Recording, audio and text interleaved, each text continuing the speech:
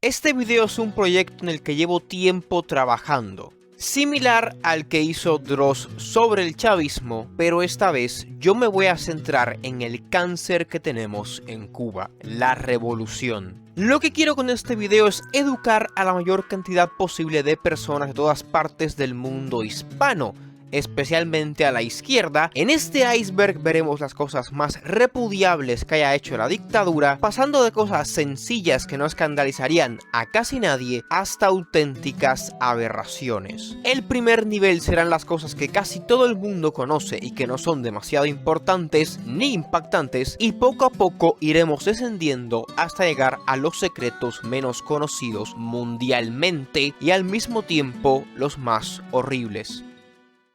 Nivel 1. Derechos de autor.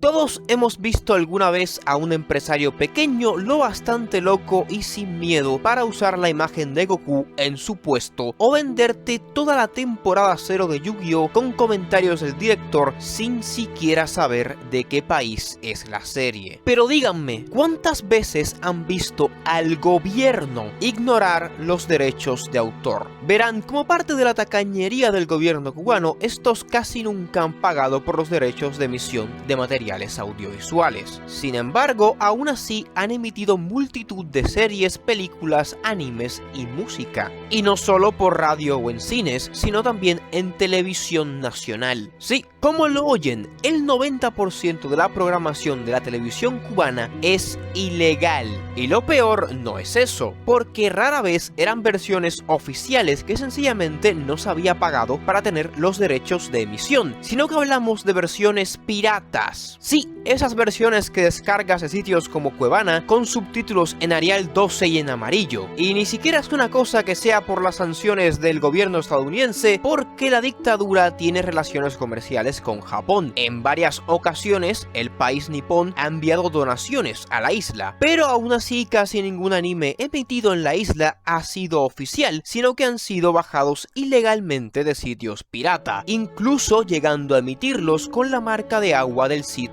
donde lo piratearon.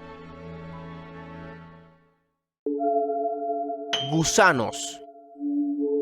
El término gusano es uno que varios habrán escuchado en España o en Venezuela, y no es casualidad. Este término es usado para referirse a la oposición de derechas o conservadora, empezándose a usar por el gobierno castrista para deshumanizar a la oposición, aplicando una falacia ad hominem de manual. No atacaban la ideología opuesta a la suya, sino a la persona que la profesa. Después de todo, ¿quién le iba a dar validez a lo que un gusano tenía que decir? Citando al B. Otro lado fuera tu opositor, aquí eres un gusano, te hace la mano un cubano sin problema. Ciberclarias. En el lado opuesto de la neolengua tenemos a las ciberclarias, voceros del régimen en la mayoría de los casos pagados, pero no se piensen que con dinero, sino con acceso a internet, a precios mejores que el resto o en contadas ocasiones gratuito. Estos usan sus cuentas en redes sociales para apoyar todo lo que haga el régimen, pero como dije, no lo hacen por voluntad propia, sino que es su trabajo. Como el régimen es tan incompetente para comprar bots o programarlos ellos mismos, hacen bots humanos, unos squeaks de manual. Para el gobierno cubano, la rebelión en la granja no era una crítica, sino una guía. Los nietos de los Castro. Más que explicar este punto, dejaré que ustedes mismos lo hagan. Solo busquen en Google los nietos de Fidel y luego busquen sus cuentas de Instagram. Miguel Díaz-Canel Bermúdez. Más de uno se debe estar preguntando qué hace el comillas presidente, cierro comillas, del país en el iceberg, y otros ya deben tener la respuesta inconscientemente al no saber de quién coño estaba hablando hasta que dije lo de presidente. Y es que a diferencia de otros regímenes socialistas como el de Nicaragua, Irán o Venezuela, que todo el mundo conoce a sus líderes o una gran mayoría los conoce, el caso de Cuba es distinto. Muy poca gente ajena a la isla sabe de la existencia de Canel. Muchos piensan que la isla la sigue dirigiendo Raúl y no están del todo equivocados. Todo el que vive en la isla sabe que el sin casa es solo un títere, una fachada, ni pincha ni corta en esa cocina. Solo hay que ver cómo en cada comunicado oficial primero mencionan a Raúl antes que a él.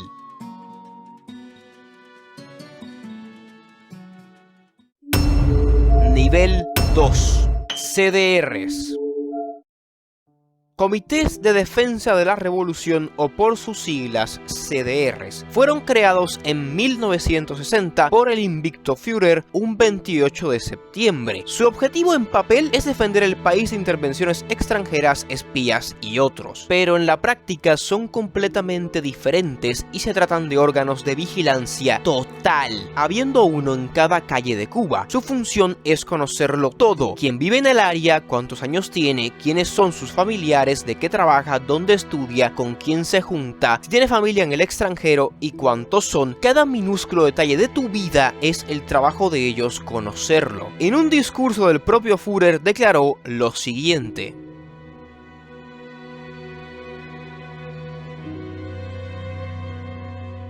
sí, no me lo estoy inventando, esto fue dicho públicamente, y en la descripción les dejo el enlace al sitio oficial del gobierno donde se guarda la transcripción de este discurso. Para terminar con este punto del iceberg, voy a citar a Carlos Alberto Montaner, un cubano estudioso exiliado.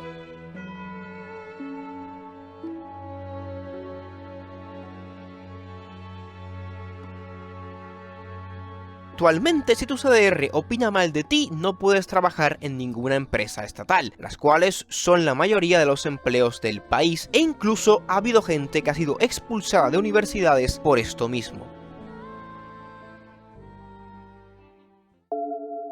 UJC. Aunque menos poderosa que los ya mencionados CDR y mucho más antigua que la revolución si somos técnicos, la UJC, o Unión de Jóvenes Comunistas, es una organización que merece ser mencionada también. Su función es sencilla: captar jóvenes de entre 14 y 20 y tantos años de edad para militar en las filas del Partido Comunista y en actividades del mismo. Desde que tienes la edad umbral en las escuelas, universidades y hasta en el servicio militar, se te pregunta con insistencia si quieres unirte a él o no. Afortunadamente es opcional, pero aún así te marca el negarse a pertenecer. Yo mismo fui preguntado varias veces si quería participar en el servicio y todas me negué. De nuevo, son mucho menos severos que los CDR, pero al apuntar a la juventud para adoctrinarla y hacerla participar de la propaganda del régimen, merece estar aquí.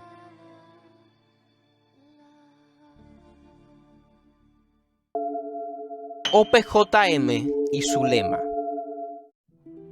La menor de las tres hermanas, la que menos poder tiene, pero al mismo tiempo la más horrible, ya que mientras los CDR vigilan a los adultos, la UJC manipula a los jóvenes, la OPJM adoctrina niños. La organización de pioneros José Martí, por sus siglas, es la organización a la que todo infante cubano de primaria a secundaria pertenece, y a diferencia de la UJC, esta no es opcional. Todo niño, sin excepción, pertenece. Se les trata como pequeños soldados, haciéndolos saludar la bandera con un saludo militar todos los días, pero lo peor es el adoctrinamiento. Hacen que estos niños, que aún no saben si prefieren los trenes o los dinosaurios, niños que ni siquiera saben dividir, veneren figuras como el Che y les inculcan el comunismo como si de una religión se tratara. Y de nuevo, esto no me lo estoy inventando ni exagerando. El lema de la organización es: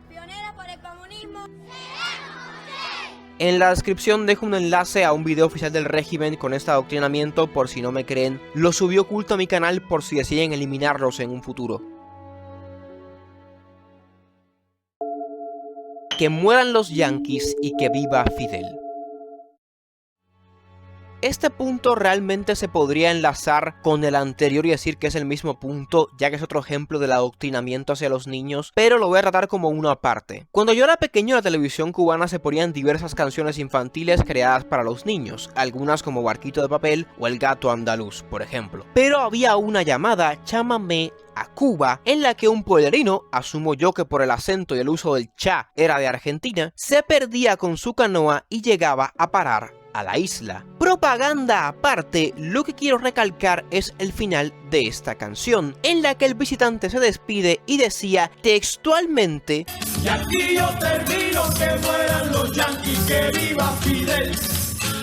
Esto, de nuevo, era una canción infantil en la que se le enseñaba a los niños a desear la muerte de los yanquis y a venerar a Fidel. Lo único bueno de esta canción es la parodia que hizo Porno para Ricardo. Es el nombre de un grupo. Se llama así porque en Cuba la pornografía es ilegal y es una forma de protesta, ¿ok? El caso es que su versión Chámame a la Yuma es muy superior. Y aprovechando la parodia, conecto con el siguiente punto. Salió un policía que también se iba y su bala se hundió. Y pa' mi sorpresa, cuando se enteró que yo había firmado el proyecto, Varela cogió y me arrestó.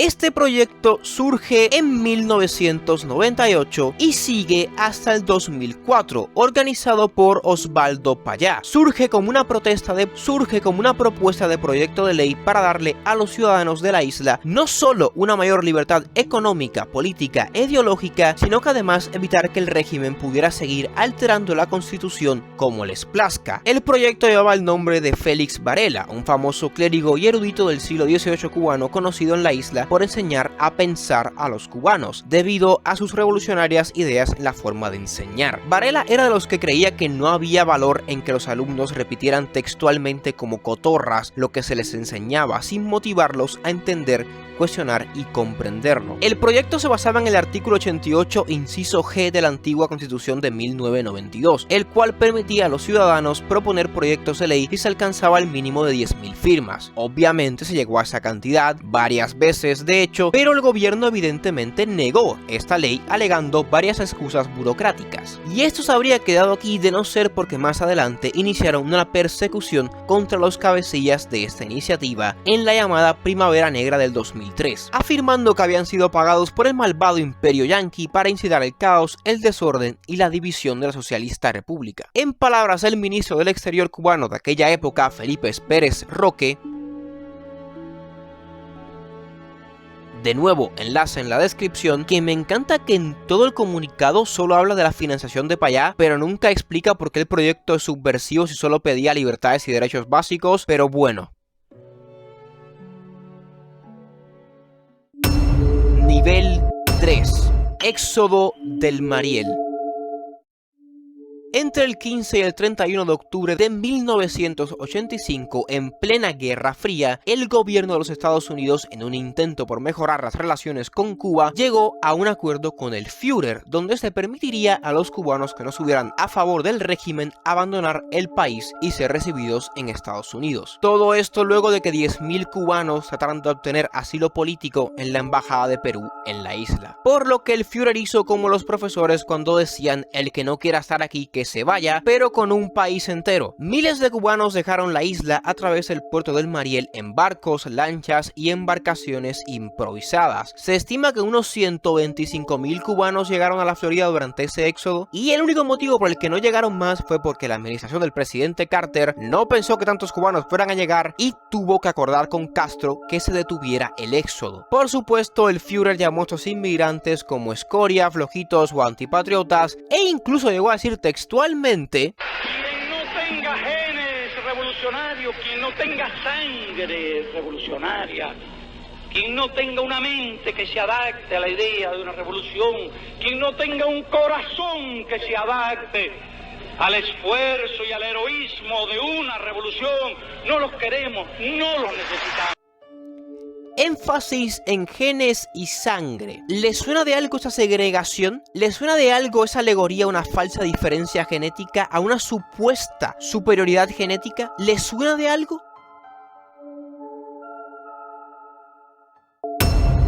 Cinco héroes.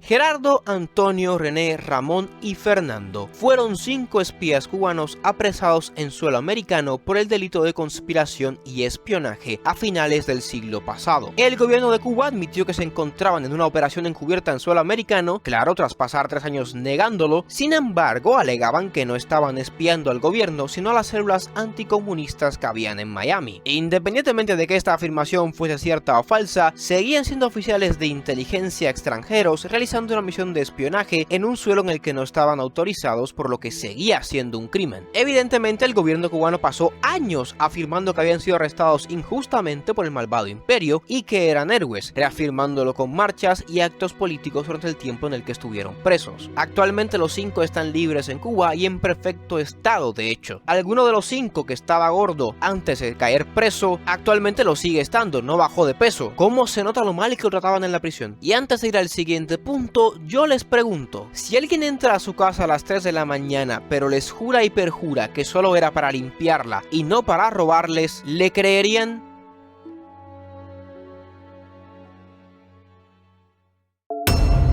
Elian.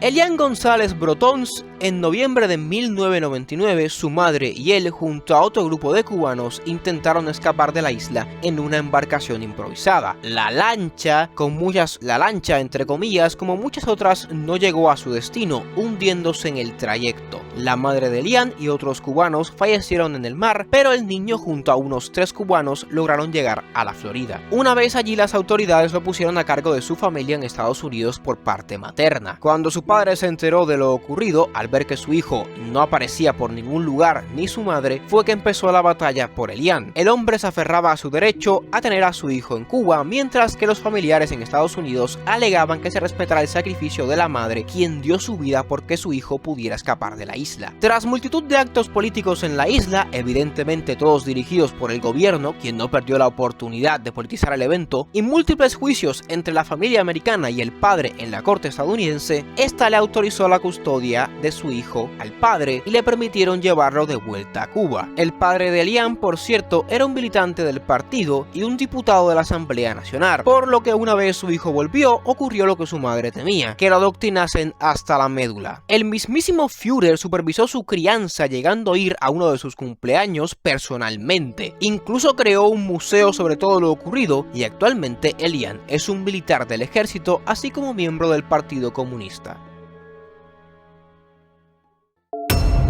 Prohibición de música en inglés.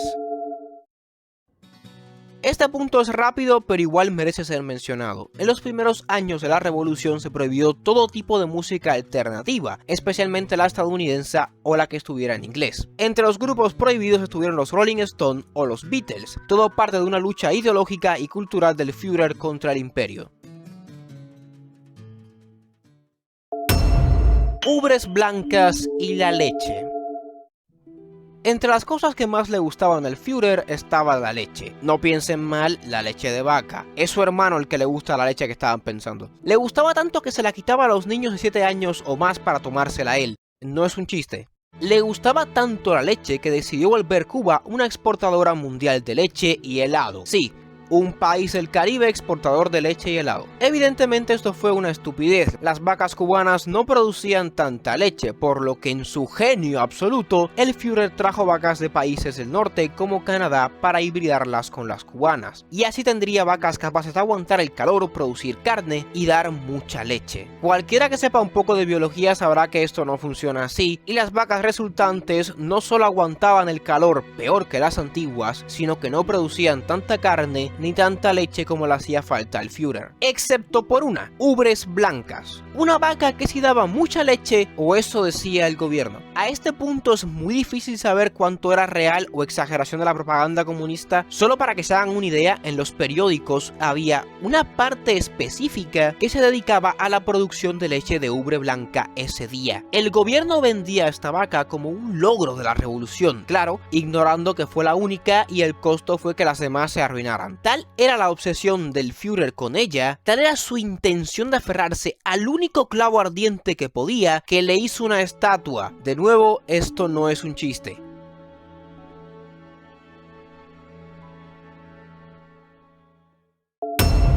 Zafra del 70. el Führer, en su inmensa sabiduría, decidió que el 1970 debía ser el año de la zafra y que había que producir 10 millones de toneladas de azúcar. ¿Saben el típico cliché del empresario que pregunta cuánto hizo la empresa, luego grita un número más alto, más random, sin ningún tipo de sentido? Eso básicamente hizo el Führer. Ordenó demoler y deforestar hectáreas de tierra para poder plantar caña de azúcar en ella. Llegó incluso a cancelar las navidades para que el pueblo pudiera trabajar en la zafra en lugar de celebrar, y no se volvieron a ser oficiales hasta 1997, porque de nuevo coincidían con el mejor momento para trabajar en la zafra. Dedicó casi toda la infraestructura del país a esta ridícula tarea que solo servía para llenar su ego y como propaganda, lo que causó que a finales del año el resto de los sectores de la economía del país tuvieran un retroceso del 20%. Sobra decir que el objetivo no se alcanzó, y aunque sí se produjo 8 millones y medio, superando por poco el antiguo récord que se había tenido bajo la administración de Batista, al final la explotación excesiva de la industria y los suelos provocó lo que no se había logrado en 200 años de historia. Tras 2 guerras por la independencia, tras 2 dictaduras como la de Machado y Batista, lo logró, destruyó la industria azucarera cubana. Desde ese año en adelante, el país solo produciría cada vez menos y menos azúcar. La zafra de 2002 fue de 2.1 millones de toneladas, casi la mitad de lo que se hacía en 1919, hasta que en el 2010 la producción se detuvo en 1.1 millones, la misma cantidad producida en 1894, y 10 años después, en el 2021, la zafra terminó con aproximadamente 800.000 toneladas, una cifra similar a las 800.000 toneladas que se produjeron en 1891. Y en esta zafra, Dionis Pérez Pérez, director de informática y comunicaciones de Ascuba, declaró como si fuese una victoria que la cantidad de azúcar era suficiente para garantizar la canasta familiar, ignorando que la antaño potencia azucarera de América y el Imperio Español ahora era una importadora de azúcar. Nivel 4. Villa Marista. La precursora del helicoide venezolano, el centro donde se dirige la seguridad del Estado y donde se realizan algunas de las peores torturas psicológicas de la isla. Creada luego de que oficiales de la KGB soviética dieran preparación a las tropas cubanas durante la época soviética, es el equivalente a la Lubyanka de Moscú. Todo aquel que ha sido detenido en ella la describe como el infierno. Camilo Cienfuegos. Durante la lucha en la sierra hubo una trinidad que destacó sobre los demás: Fidel, el Che y Camilo Cienfuegos Gorriarán, el comandante del pueblo. Un gran amigo de Fidel, querido por el pueblo, y algunos afirman que hasta más que el propio Fidel, ya que mientras que Fidel fue hijo de hacendados y tuvo una infancia y una juventud fácil, Camilo era un joven de barrio humilde, específicamente Lawton en La Habana. Pero el motivo por el que Camilo se encuentra aquí, y por el que casi nadie fuera de Cuba escuchó sobre él, es por su desaparición. El 28 de octubre de 1959, luego de viajar desde La Habana a Camagüey para capturar a Uber Matos, un oficial del ejército que había renunciado e iniciado una sedición debido a que no estaba de acuerdo con las políticas comunistas de Fidel, políticas que más adelante veremos que no eran parte de la revolución originalmente. La misión de Camilo era simple: capturar a Matos, informar a Fidel para que este viajara a Camagüey e iniciar el juicio en contra de este y luego regresar a La Habana. El problema es que una vez completada la misión, nunca llegó a La Habana. La versión oficial dice que su avioneta sufrió un accidente en el camino y nunca llegó a La Habana. Sin embargo, nunca se encontraron los restos, ningún tipo de restos,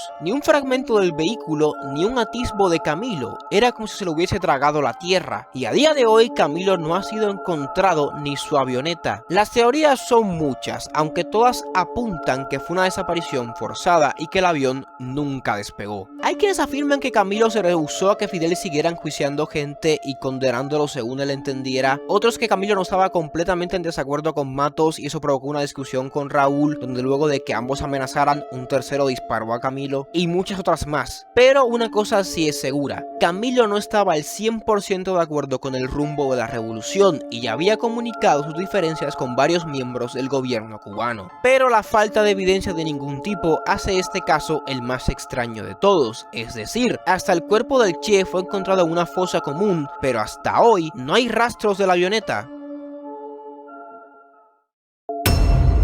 Damas de Blanco.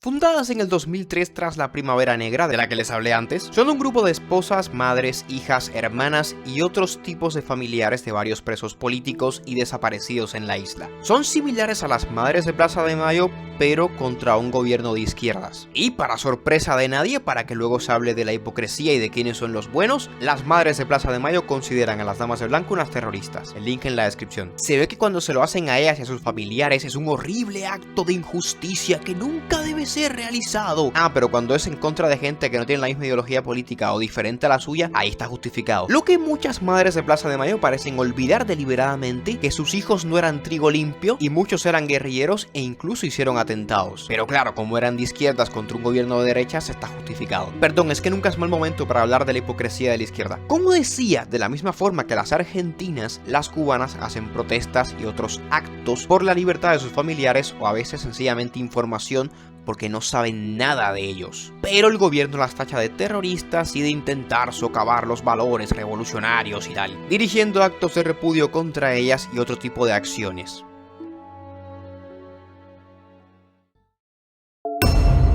Misiones internacionalistas. Las solidarias misiones que de solidarias no tienen nada. Se tratan de grupos de trabajo de cubanos como médicos, profesores y otros empleos, aunque esos dos son los que más predominan. Estos se exportan de la isla a otros países, aprovechando la desesperación de los cubanos por mejores oportunidades para hacerlos trabajar en otros países en circunstancias en las que ningún profesional con derechos humanos de ese país trabajaría. Hablamos de ser médico en una zona rural, sin insumo y sin condiciones, o ser profesor en zonas sin seguridad ninguna donde puedes amanecer muerto al día siguiente. Y así otros casos. Claro, todo esto sin ningún tipo de seguro y por supuesto el gobierno se queda al 80% o más de tu salario. Por ejemplo, en Brasil un doctor puede llegar a ganar unos $2.400 mensuales, pero la dictadura no puede permitirse que un cubano tenga ese nivel de adquisición, así que cuando enviaban médicos a Brasil se quedaban con casi todo el dinero y el médico apenas veía $100 al mes, los cuales además eran pagados en pesos cubanos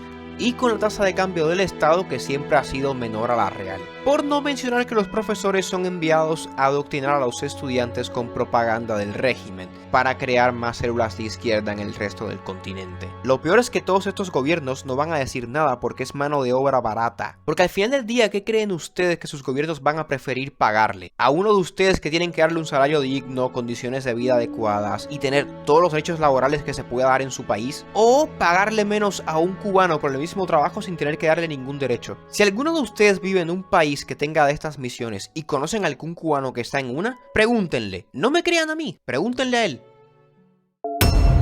Crisis de los misiles.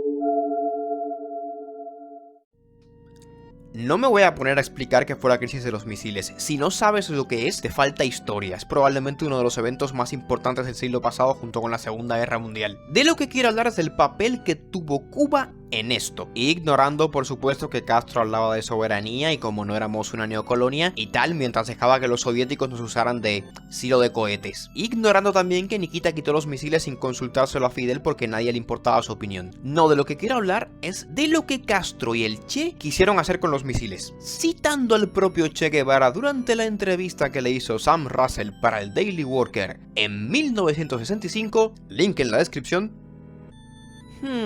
Dirigir ataques contra población civil con armamento nuclear. Qué gran revolucionario era. También hay otras fuentes que afirman que el Che dijo que las bajas civiles eran un costo necesario y que la guerra revolucionaria había que llevarla hasta el final, pero de esta información no encontré material que lo corrobore, por lo que tómenla con pinzas. Y además del Che, Fidel también le pidió a Nikita que usara los misiles. No encontré la carta de Fidel, pero sí la respuesta de Nikita en marxistas.org, donde el soviético afirma que Castro le pidió usar los misiles primero. Y literalmente tuvo que decirle: Pipo, relájate, tú sabes lo que es un misil nuclear, tú estás enfermo de los nervios, ¿qué te pasa?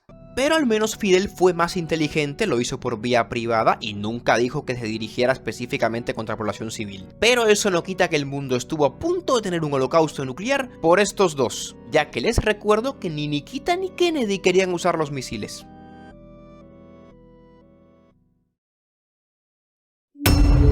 Nivel 5. El Che. El guerrillero heroico, un símbolo de la revolución y la lucha de los oprimidos. No, era un asesino, un terrorista, un genocida, un racista, un homofóbico. ¿Y ya dije racista? Tenemos que no solo fue uno de los oficiales al mando de los pelotones de fusilamiento de Cuba en La Cabaña, que de ahí surge su famosa frase en la ONU de fusilamientos, sí, hemos fusilado, fusilamos y seguiremos fusilando mientras sea necesario. Nuestra lucha es una lucha a muerte. Nosotros sabemos cuál sería el resultado de una batalla perdida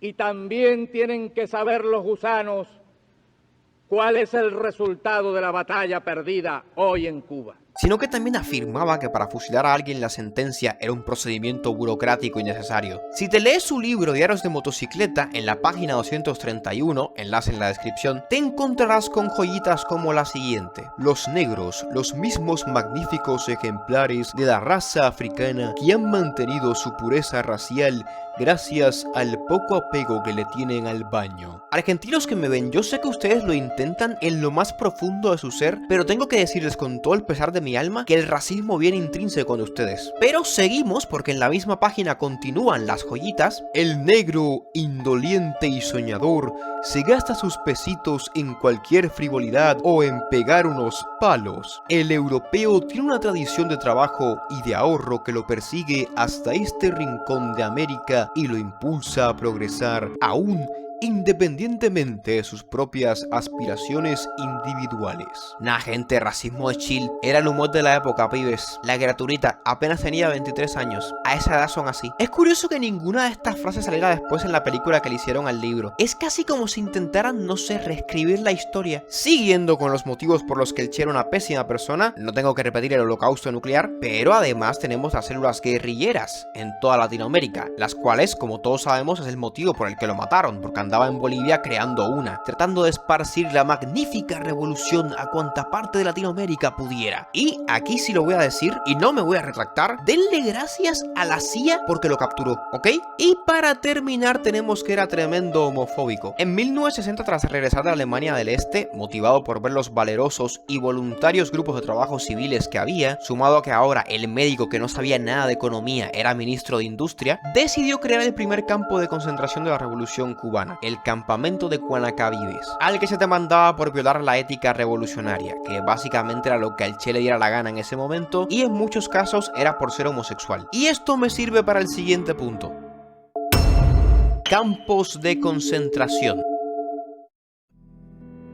Arbeit macht frei, el trabajo libera en la lengua del pintor austriaco, y el trabajo os hará hombres. Dos frases muy similares, usadas ambas en lugares muy similares, pero curiosamente de uno de los dos no se habla mucho. La primera era el lema que había en Auschwitz, en Alemania, y la segunda pertenece a las UMAPs, o unidades militares de apoyo a la producción. Campos de concentración para disidentes, básicamente, en el cual se recogían los religiosos que no querían poner la revolución por encima de su religión, los que no estaban de acuerdo con Castro y los homosexuales. En nuestra capital, en los últimos meses, le dio por presentarse un cierto fenomenito extraño en que el grupo de jovenzuelos y algunos no tan jovenzuelos que le dieron por comenzar a hacer pública ostentación de sus desvergüenzas. Aquí, por ejemplo, le dio por empezar a vivir de una manera extravagante, reunirse en determinadas calles de la ciudad, en la zona de la Rampa, frente al Hotel Capri. Muchos de esos pepillos vagos, hijos de burgueses, andan por ahí con unos pantaloncitos demasiado estrechos, algunos de ellos con una guitarrita, en actitudes elvis-preslianas,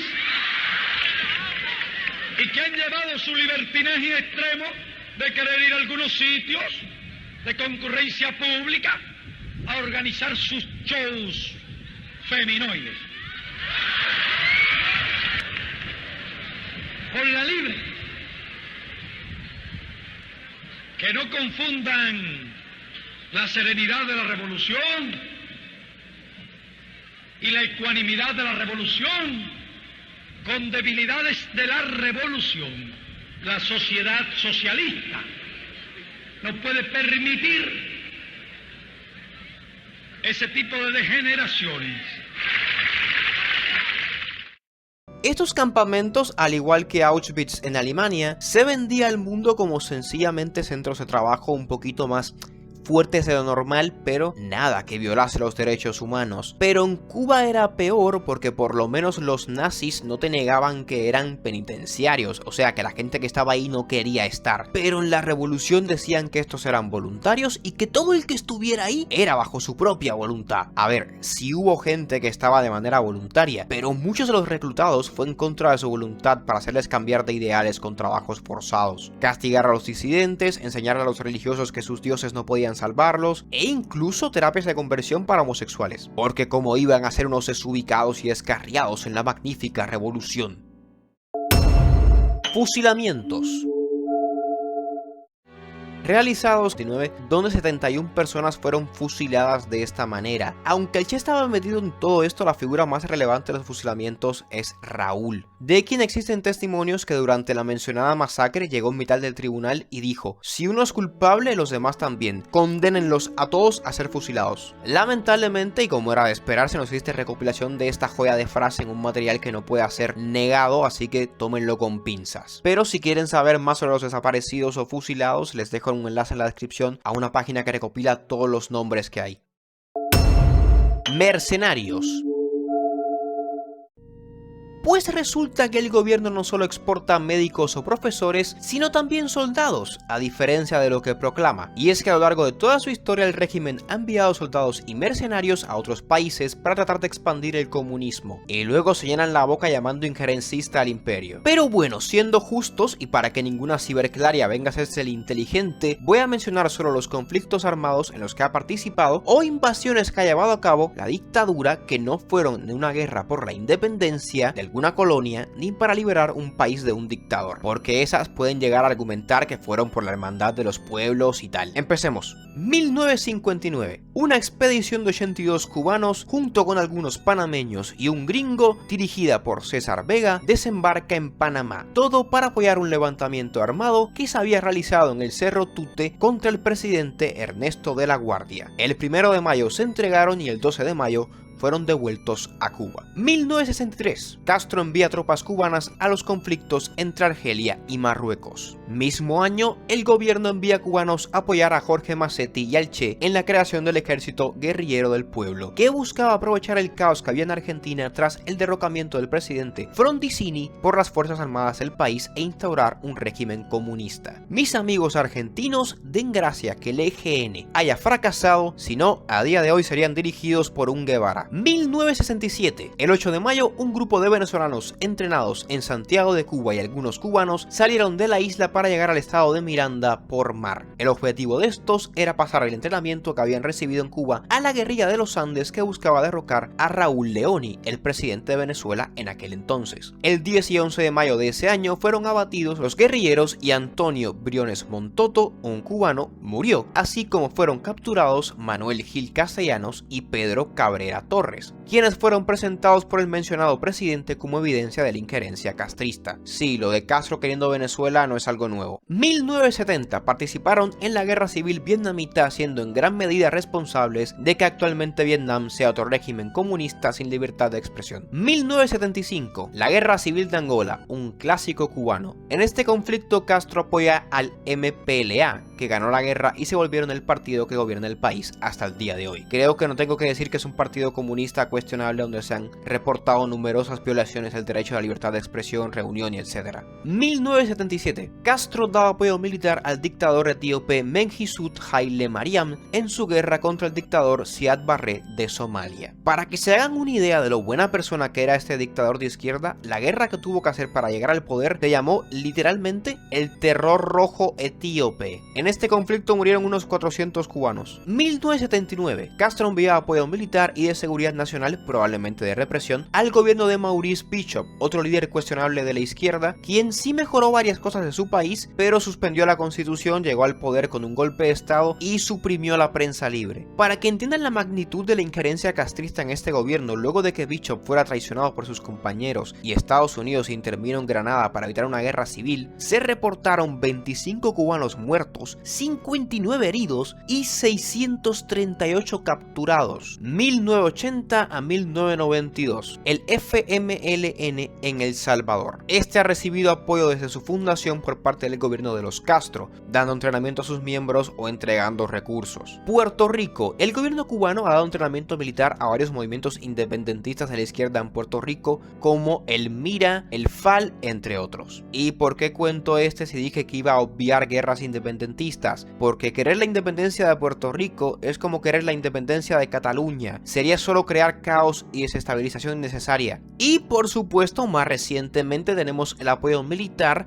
a la dictadura chavista en Venezuela y el envío de soldados a Rusia para la guerra de Ucrania, los cuales el gobierno negó que ellos supieran algo al respecto y dijeron que fue una red de tráfico de personas rusa que operaba sin su conocimiento. Y uno diría, ¿no les pareció raro que tantos cubanos de repente estuvieran saliendo para Rusia? Y una vez descubierto, ¿no le dijeron nada a Putin? O sea, esa gente estaba luchando bajo su mando. Si la historia es cierta, su buen amigo Putin sacó cubanos de la isla sin su conocimiento para morir en su guerra. O sea, tienen dos posibilidades. Una, la que es la evidente, los mandaban ellos mismos, o la dos, que son unos cooks que el amigo entra a su casa, se coge a su esposa y ellos simplemente le ofrecen un vaso de agua. Porque sí. Para nuestros seres queridos, los cubanos. Vamos. Esto es un homenaje que le estamos haciendo a nuestros hermanos caídos. Queremos demostrar cómo nosotros los cubanos despedimos a los varones, despedimos a los hombres. Esta gente es cubana y si no está en Ucrania, ¿dónde están? Porque eso Camagüey no es. Y ese equipamiento ya quisieran ustedes tenerlo. Y para terminar este punto, técnicamente no llegaron a apoyarlo militarmente, pero ¿conocen a Saddam Hussein? Sí, el dictador de Irak, sí, el de South Park, el que era novio del diablo hasta que lo cambió por Trump. Castro le dio la orden José Martí de héroe nacional. Le dio la orden José Martí a Saddam Hussein.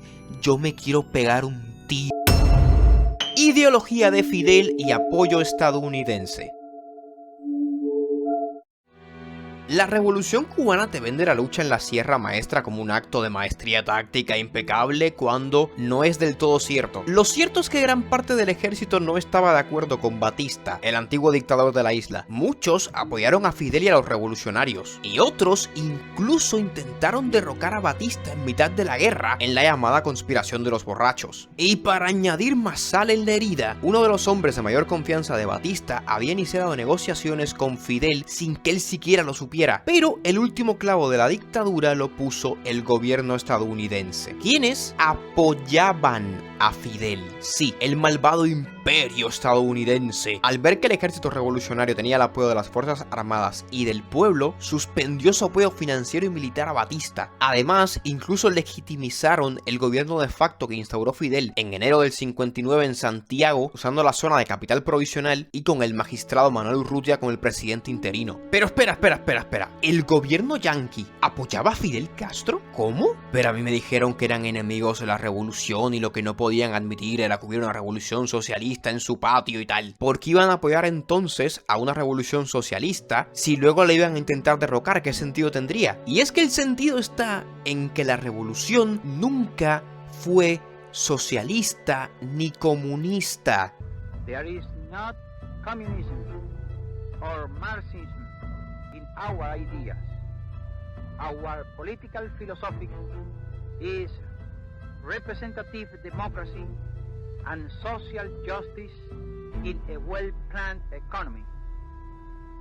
Sí, como lo oyen, lo de ser comunista y socialista fue algo que apareció de la nada tras ganar la guerra. Fidel siempre prometió estar con la democracia, que no quería ningún cargo de poder y que, citando su propia palabra, Fidel engañó no solo al pueblo y al ejército para llegar al poder, sino que también a los Estados Unidos, porque sabía que si decía algo del comunismo, iban a saber que era un oportunista queriendo tener el poder absoluto y no lo hubieran apoyado. Así que sí, de no ser por el gobierno estadounidense y que Fidel Castro era un mentiroso crónico, su insurgencia hubiese sido aplastada por Batista.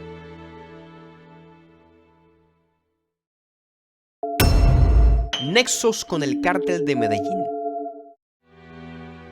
¿Ustedes se piensan que lo de Maduro dirigiendo el narcotráfico es algo descabellado? Amigo, los Castro llevan haciéndolo desde que el mismísimo Escobar dirigía el negocio en América. En las décadas de los 80 y 90 no se movía un gramo de cocaína en las aguas del Caribe sin que los Castro lo autorizasen. Y no, esto ni siquiera es una conspiración, literalmente el gobierno tuvo que sacrificar a uno de sus mejores oficiales, el general Ochoa, como chivo expiatorio. Tuvieron que echarle la culpa de todo, que él era quien dirigía las operaciones, que él era quien se reunía con Escobar, todo. Por supuesto alegando que los pobres hermanos Castro nunca supieron nada al respecto, porque claro, tenían poder total en la isla, no se movía una paloma sin que ellos lo supieran, pero justamente eso no tenían ni idea. A ver, gente, ¿cómo se van a dar cuenta de cargamentos gigantes de cocaína entrando y saliendo de la isla? Es que de verdad, es que pensamos unas cosas, es que siempre estamos pensando mal. ¿Por qué es tan difícil imaginarse que esos pobres hombres no iban a notar como cargamentos de toneladas de droga entraban a su país? ¿Cómo no lo iban a saber? En fin, sarcasmo aparte, incluso Popeye, uno de los sicarios de confianza de Pablo Escobar, lo dijo al salir de la cárcel. Que es Ochoa, hacen una pantomima, juzgan a una gente, matan un montón de gente allá en la isla, o 2 o 3, no sé cómo es la cosa, no me acuerdo bien en este momento. Si era el general Ochoa, lo procesaron supuestamente y lo responsabilizaron por narcotráfico. Tú hoy estás diciendo que él no tuvo nada que ver. Sí, claro, pero él participó, pero no, el responsable era Raúl. Y Fidel sabía. No se movía un gramo sin que la China lo autorizara. La China es Raúl Castro. Y para el que me venga a decir que Popeye no es una fuente confiable porque varios conocidos de Escobar lo desmintieron, no. Desmintieron que él fuera la mano derecha de Escobar, cosa que Popeye realmente nunca dijo. Y a eso súmale que todo el que salió a desmentirlo fue después de que el hombre falleció. Sospechoso. Sin embargo, una cosa es cierta. El gobierno y el ejército de Cuba estuvieron y están involucrados con el narcotráfico. Jineteras. Uno de los mayores males que azotan a la sociedad cubana, que se ha cobrado decenas de jovencitas con talento que se vieron inmiscuidas en este mundo. Para los que no lo sepan, es el término usado para referirse a las prostitutas cubanas, porque a diferencia de lo que el Führer se llenó la boca para decir, nunca erradicó la prostitución, la empeoró. Cuba y especialmente La Habana están actualmente en un punto donde esto es tan común que por estadística todo habanero conoce mínimo una jinetera. Sí, yo me incluyo. Y no es fácil saber que en una noche con un extranjero pueden hacer lo que harían en un mes de trabajo o hasta más. Y por si se lo están preguntando, muchas son menores de edad. Para los que decían que Fidel no salía en la lista de Epstein, que primero, eran amigos, y segundo, claro que no tenía que ir a las fiestas de Epstein, porque él ya tenía una isla propia. Miren el caso de Maradona, por ejemplo, el niño mimado de Fidel, quien, entre tantas amantes que tuvo, se encontraba Mavis Álvarez, que la conoció con solo 16 años de edad. Literal, se filtró luego de su muerte un video explícito de él con ella, y esta última ha contado varias veces su experiencia con este. Y todo esto fue antes de la IA, por si alguien todavía quiere negarlo. Mavis dijo que incluso la hicieron adicta a varias drogas para que fuese más fácil manipularla, y la llevaron a Argentina de manera ilegal para someterla a una cirugía de pechos. Todo esto, por supuesto, con el beneplácito del Führer, quien incluso cuando ella lo conoció, de la mano de Maradona, dijo que le puso el brazo encima de manera incómoda, y Maradona le dijo, suelta o algo similar, como quien dice, búscate la tuya, y Fidel bajó el brazo. Fidel convirtió la isla en un prostíbulo para sus amigotes en el mundo, y hoy en día es imposible caminar por calles como San Rafael de noche sin encontrarte alguna joven ofreciendo sus servicios. Y si no me creen a mí, busquen el caso de Mavis Álvarez y vean toda la evidencia. Yo por si acaso les dejo el link al artículo de Infobay en la descripción. Pero así como Mavis, ¿cuántas más no habrá dado el visto bueno Fidel? ¿Cuántas niñas más Fidel no habrá convertido en prostitutas para sus amigos de confianza? 26 de julio. Recordado por todos los cubanos como el día en que nuestro destino se selló. Ese día fue cuando Fidel y sus compañeros intentaron dar un golpe de estado a Batista tomando dos cuarteles, uno que no le importa a nadie porque no era en el que estuvo Fidel y el otro que era en el que participó el comandante. Primero decir que fue un rotundo fracaso, apenas duró unos 15 minutos en los cuales Fidel escapó el primero cuando la cosa se puso mala y ni siquiera fue capaz de avisarle correctamente a sus compañeros, haciendo que muchos se quedaran atrás sin saber que se había cancelado la operación. Entre ellos Abel Santamaría y su grupo de apoyo, quienes siguieron luchando en el Hospital Civil Saturnino Lora. Sí, como lo oyen. Hospital, porque durante el ataque los moncadistas tomaron un hospital cercano a la fuerza y lo usaron como punto de apoyo, arriesgando a todas las personas dentro y usándolas de escudo humano o rehenes básicamente. Luego, cuando escaparon, Fidel estuvo a punto de acabar con su vida 2 veces por miedo a las consecuencias de sus actos. Una fue en la granja de Siboney cuando escaparon, pero no tuvo el valor de hacerlo, y otra en la Sierra Maestra mientras huían de las fuerzas policiales, donde fue detenido por Mario Chanes de Armas, quien evitó que disparase. Lo peor es que cuando los detuvieron y les hicieron las pruebas de parafina, o sea, para ver si habían disparado, a Raúl le dio negativo, o sea, no disparó, y Fidel se negó a hacérsela y afirmó haber disparado, evidentemente porque fue un cobarde que no disparó un solo tiro, y sería una vergüenza que se supiera, y aún así te lo venden como el valeroso miembro del ataque que fue. Pero la cosa no acaba aquí. Y es que el monstruoso Batista, que siempre lo pintan como el peor, no fue quien ordenó las ejecuciones de los asaltantes, ni quien dijo que los torturasen o que los fusilaran, sino que fue el coronel Chaviano, jefe militar del cuartel, quien de hecho, cuando Batista se enteró de que había dado semejantes órdenes a sus espaldas, condenó su proceder y tomó represalias contra él. Y es que el único motivo por el que Fidel y compañía pasaron un presidio modelo con cocinas propias, ropas de andar, libros para leer, salas donde reunirse, fue por Batista, ya que Batista conocía a Fidel. Verán, Fidel ya estaba casado durante los sucesos del Moncada con su primera esposa, Mirta Díaz Balart, a quien le sería infiel y terminarían divorciados, por cierto. Pero el caso es que durante su compromiso, su cuñado Rafael Díaz Balart los había llevado a conocer a Batista, con quien trabajaba en la política, y Fulgencio les regaló dinero para su boda y unas lámparas como regalo, ya que la familia Balart era muy cercana a Batista. Batista se aseguró personalmente que los asaltantes tuvieran la mejor situación en la cárcel, incluso les dio amnistía a todos a los pocos meses del ataque, gracias a Fidel, porque lo conocía de antes. Y de hecho, es de esta amistad donde se sospecha que luego, para zanjar su deuda con Batista, Fidel lo dejó escapar de Cuba cuando tomó el poder. Resalto para terminar esta frase que sí dijo, y que si cambias el nombre de Batista por el suyo, demuestra que la historia sí rima.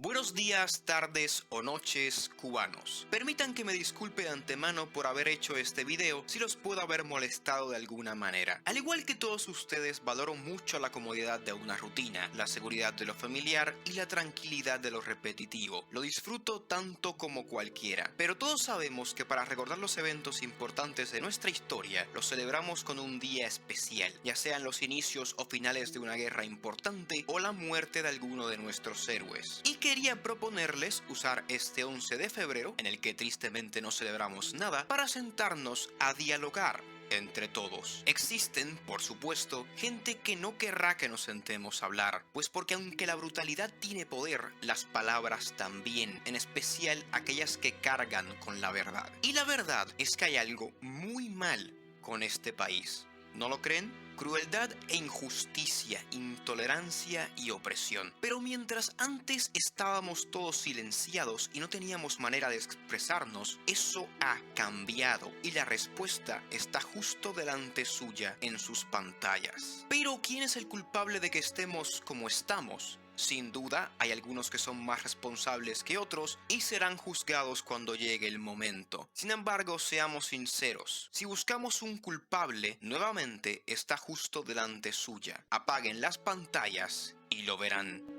Pero no se preocupen, sé por qué no lo hicieron. Tenían miedo. Al final de cuentas, ¿quién no lo tendría? Yo también lo tengo. Caos, miseria, hambre, miedo, enfermedades. Hay un montón de razones para despojarlos del valor y hacer que se aferraran a la situación actual por miedo al cambio. Se dejaron controlar por ese miedo y bajaron la cabeza ante ellos. Los convencieron de que era la única alternativa, de que lo que habían sacrificado era demasiado para rendirse ahora, y lo único que pidieron a cambio fue que les dieran el poder absoluto y su obediencia absoluta. Pero yo les pregunto, ¿no es ese caos, esa miseria, esa hambre, ese miedo en lo que estamos actualmente y hacia dónde nos dirigimos? Subo este video para recordarles la realidad. Este 11 de febrero podemos hacerlo un día inolvidable. Cada uno a su manera, no es ni siquiera necesario salir de la comunidad de sus hogares para poder hacerlo. Tenemos X, Facebook, Instagram o aquí en YouTube. Incluso si fracasásemos porque deciden silenciarnos, al igual